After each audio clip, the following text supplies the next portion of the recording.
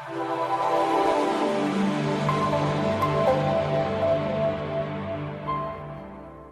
let's move on.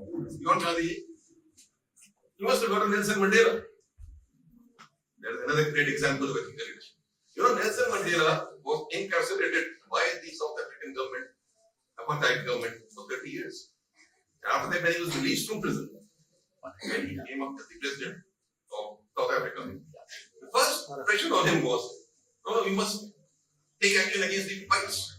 You must now speak for the blacks against the whites. You must be in favor of the blacks. He said no. Even though he had suffered for 30 years and he was in prison, he said no. For South Africa to develop, for this country to develop, I will not make any distinction between blacks and whites. I will treat them all equally. That was the essence of his leadership.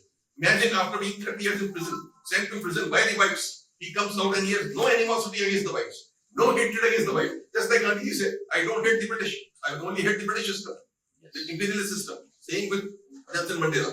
He was an example of ethical leadership. He was a great example of ethical leadership. Abraham Lincoln.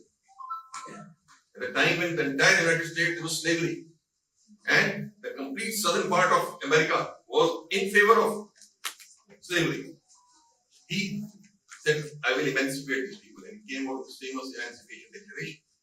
And because of that, there was a civil war. More than 7 lakh Americans died in the civil war.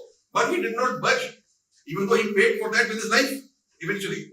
But he did not budge from his principle that no, slavery needs to be abolished. This is ethical leadership. Where your leadership is not for yourself, it is not for your personal gain, it is for the gain of the country, it is for the gain of society, it is for the gain of humanity. That